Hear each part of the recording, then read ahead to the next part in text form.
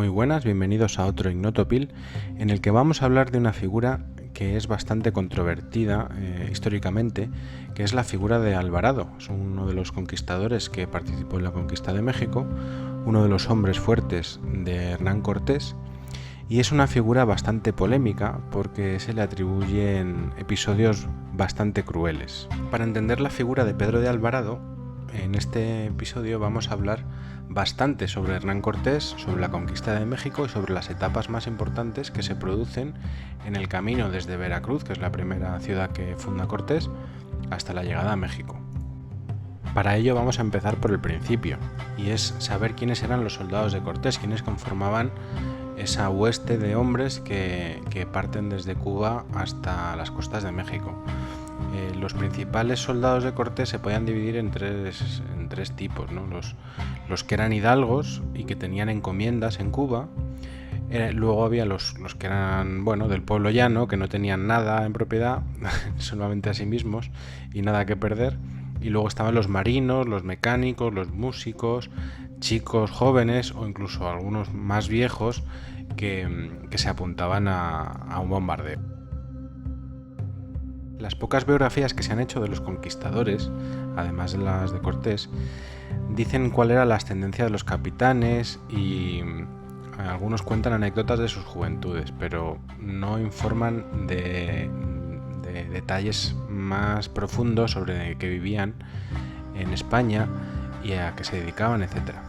Solo tenemos algunas historias pequeñas que nos dan pinceladas de los caracteres de esta gente, pero poco más, la verdad.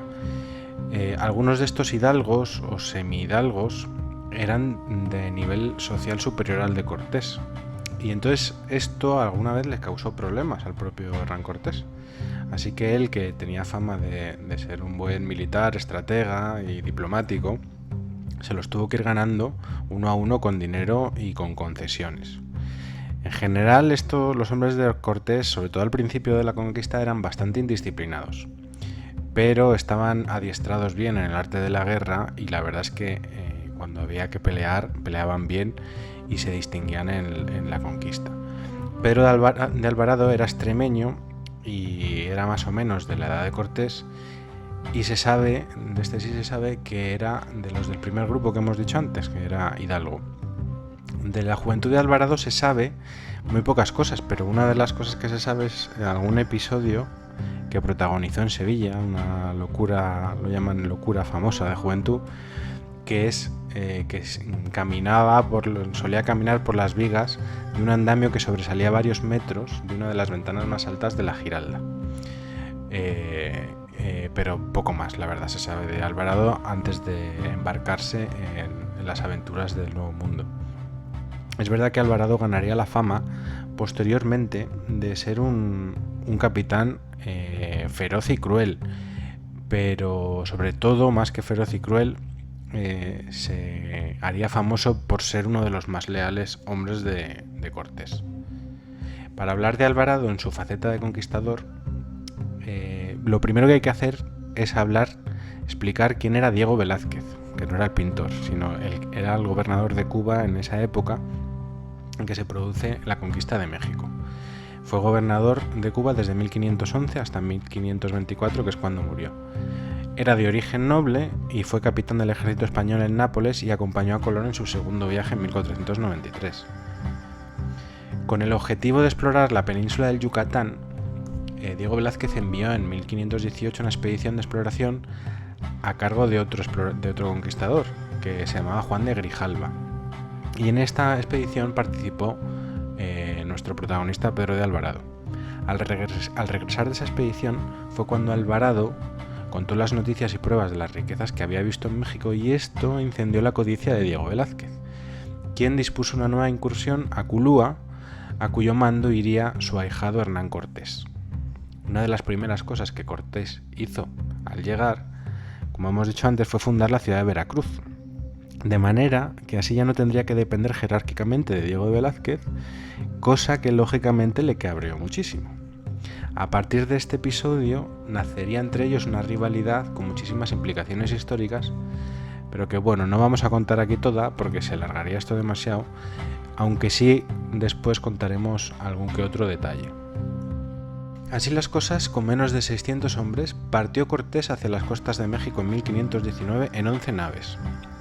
Llevaba unos 16 caballos y una bandera que, según el cronista López de Gómara, era de fuegos blancos y azules con una cruz colorada en medio, y alrededor un letrero en latín, que romanzado dice: amigos, sigamos la cruz, y nos, si fe tuviéremos en esta señal, venceremos.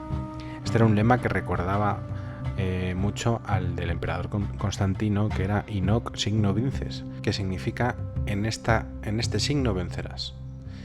Es curioso que ningún cronista haga referencia al número de los archiconocidos perros conquistadores, perros de guerra conquistadores, que eran perros muy feroces, generalmente de raza alana, que era una mezcla de mastines y dogos, que estaban adiestrados para el ataque y que los indios temían muchísimo. De hecho, los cronistas indios los describen desde su llegada a Veracruz, seguramente por lo que les impresionaron, y además aparecen pintados en las escenas de la conquista de varios códices haciendo una cosa que tomó nombre propio, que fue el aperrear indígenas, que no era precisamente que los perros bailaran reggaetón con ellos. Os podéis imaginar qué significaban. En estas llega el primer capítulo donde Alvarado tiene protagonismo. Al llegar a Cozumel, Pedro de Alvarado se adelantó con su nave y llegó a las costas antes que Cortés. Y cuando este llegó, se enteró de que Alvarado había entrado en un pueblo de indios y les había robado gallinas, ornamentos de los templos, había secuestrado a 2 indios y una india. Entonces Cortés lo reprendió gravemente, diciéndole que no se habían de apaciguar las tierras de aquella manera, tomándoles a los nativos su hacienda. Le mandó devolver todo lo que había robado, el oro, los ornamentos, liberó a los indios y le mandó pagar por lo que había, incluso por lo que había comido. Esta primera acción, podemos decir civilizadora, que hizo Cortés nada más llegar a las costas de México, le granjeó la confianza de los indios. Y aquí uno de los cronistas más prolíficos de la conquista de México, que es Bernal Díaz, dijo que comenzó Cortés a mandar muy de hecho cuando hizo esto, ¿no? Y esta reprensión a Alvarado fue ejemplarizante y él tomó bastante nota de ella. Poco después, las tropas de Cortés se encuentran con el pueblo de Tlaxcala. Los tlaxcaltecas eran un pueblo muy próspero que siempre llamó a la envidia del Imperio Azteca. Este Imperio Azteca trataba históricamente de doblegarlos por todos los medios, pero muy a su pesar, Tlaxcala siempre lograba mantener su independencia ante la actitud extremadamente militarista de los mexicas.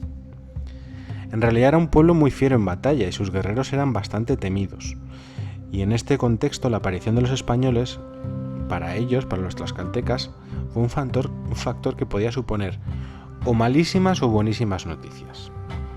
Los líderes de los 4 pueblos tlaxcaltecas fueron muy astutos y decidieron invitar a Cortés a su capital enviándole mensajes de amistad y muchos regalos, pero a la vez decidieron que saldría a su encuentro uno de los hijos de dichos líderes al mando de un ejército de una de las tribus más salvajes que tenían, los otomíes. Esto era una jugada bastante maestra, porque si los otomíes vencían a los españoles, la gloria para ellos sería eterna y los aztecas les temerían por los siglos, porque ya los españoles tenían fama de ser unos excelentes guerreros, además de que pensaban que los eran enviados de sus dioses, etcétera, y traían unos armamentos y unos animales que nunca habían visto. Entonces, si los vencían en combate, alcanzarían la gloria eterna. Y por otro lado, si perdían, siempre podrían culpar de esa batalla a que los otomíes eran unos bárbaros, que es lo que eran, efectivamente, pero así podían aparentar amistad con ellos, con los españoles, y enemistad con los otomíes, y ofrecerse como descanso y salvación de los conquistadores para ganarse su afecto y así poder servir a sus intereses. Así lo hicieron, y pese a que la valentía de los otomíes en las grandes batallas de Tecoac y Tecoaccinco y de intentar combatir a los conquistadores por la noche siguiendo el consejo de sus adivinos, no pudieron vencer a la nueva gente. Entonces los señores ancianos, los líderes de estos 4 pueblos tlaxcaltecas, se fingieron desobedecidos, como dicen las crónicas, y ofrecieron pactar una alianza con los vencedores para lograr con ello el provecho tan importante para ellos que era librarse de la tiranía de los mexicas. Los tlaxcaltecas prefirieron inteligentemente aliarse entonces con los españoles para que estos les ayudaran en su guerra con los aztecas, cuyo yugo consideraban demasiado pesado. Para afianzar esta alianza, los líderes de los pueblos tlaxcaltecas ofrecieron a sus hijas para que sean vuestras mujeres y hagáis generación, porque queremos teneros por hermanos. Ellos pensaban que al mezclarse con la sangre española, los hijos de indios y españoles nacerían con los poderes extraordinarios que les atribuían a los españoles, ¿no? Entonces al día siguiente uno de los líderes entregó a Cortés a su propia hija diciéndole: esta es mi hija y no ha sido casada, que es doncella, y tomadla para vos.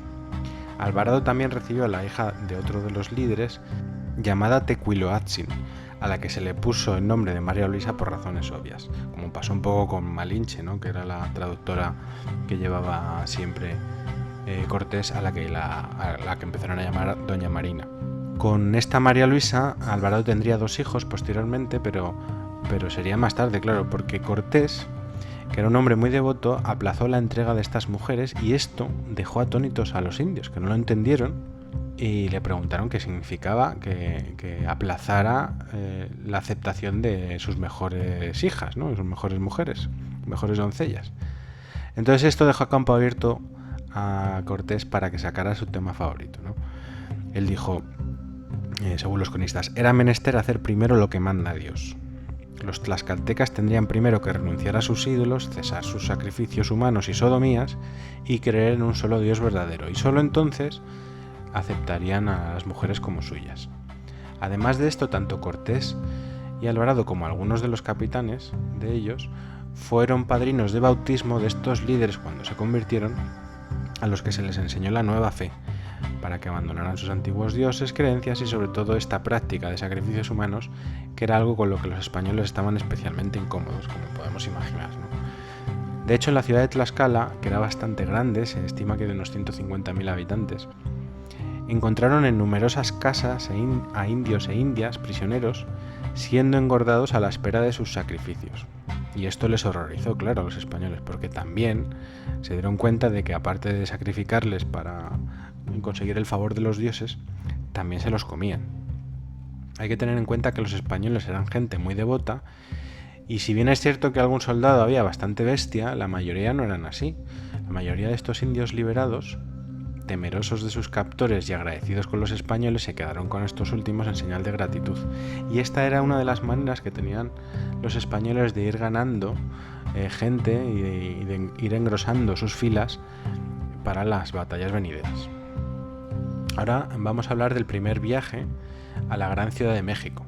Cortés aprovechó el retorno de mensajeros importantes de Moctezuma para que llevaran con ellos a 2 de sus mejores capitanes, Alvarado y Bernardino Vázquez de Tapia, para enviar un presente al señor de México y sobre todo para que observaran la gran ciudad de Tenochtitlán y a su señor.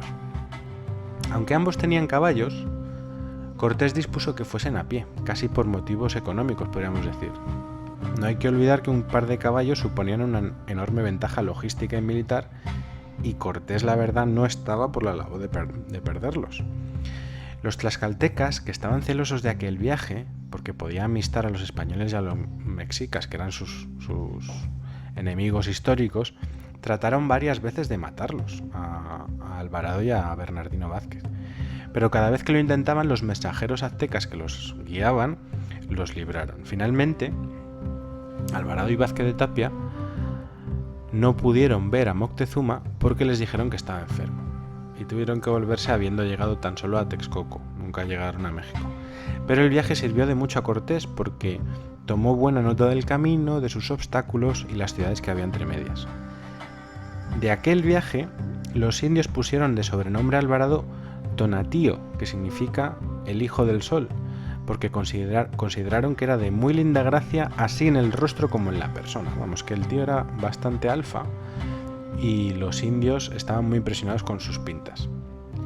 Después de esto viene el episodio de Pánfilo Narváez. Aunque en este episodio no participa Alvarado, porque cuando ocurre él está encargado de vigilar al prisionero Moctezuma y de defender el fuerte de México en la ausencia de Cortés, es importantísimo en términos históricos, el episodio de Pánfilo Narváez. Cuando parecía que la conquista del Imperio Azteca más o menos se iba consolidando de forma pacífica, la cosa se iba a poner bastante fea, como suele pasar en estos casos, porque el gobernador de Cuba, que hemos hablado antes, Diego Velázquez, no había olvidado el agravio que le había hecho Cortés al echarlo a un lado en la conquista de México cuando fundó Veracruz. Entonces, verde de envidia y perturbado por las noticias que le llegaban de las enormes riquezas del país y por los regalos que le enviaban al emperador Carlos V en barcos que dicen los cronistas que iban lastrados de oro, Velázquez decidió organizar una nueva armada con el propósito de quitar el mando a Cortés y castigarlo a él y a sus capitanes. Y ya que los buenos de estos últimos se habían ido con Cortés, confió la expedición, que era la más numerosa y costosa hasta entonces reclutada, a Pánfilo de Narváez. Entonces tenía 42 años y sus contemporáneos lo describían como alto de cuerpo, rubio rojizo, cuerdo pero imprudente y descuidado, en la plática, en la voz muy vagarosa y entonada, como que salía de Bóveda.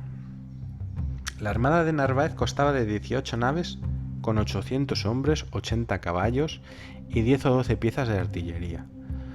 Cuando tan poderosa expedición llegó a las costas de San Juan de Ulúa, a principios de mayo de 1520, los exploradores de Moctezuma, al verla, rápidamente fueron a México con una pintura en la que describían la expedición para alertar a las autoridades de su llegada, y así también Cortés fue informado de lo que estaba ocurriendo. Cortés entonces dejó al frente de la guarnición de la ciudad y de la vigilancia de Moctezuma como alcalde de la misma a Pedro de Alvarado y se fue a enfrentarse al ejército de Narváez, pero se fue solo con 300 hombres entre españoles e indígenas, aunque gracias al oro y a promesas hábilmente manejadas, Cortés se aseguró la complicidad de muchos de los hombres de Narváez, sobre todo de los artilleros que no dispararían en caso de confrontación. Era la noche del 27 de mayo y las tropas de Narváez, después de esperar largas horas el ataque, se habían vuelto a sus cuarteles totalmente calados por la pertinaz lluvia que estaba cayendo esos días. Poco después de medianoche y en silencio, Cortés decidió el asalto, que debió ser semejante a una operación de comando.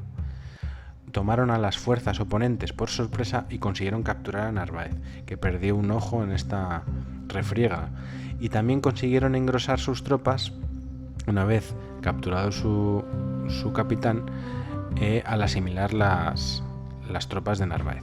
En vista de este éxito, Cortés dispuso varias expediciones para extenderse territorialmente y conseguir nuevos suministros en otros enclaves españoles, pero rápidamente tuvo que recalcular la situación debido a las noticias que llegaron desde Tenochtitlán.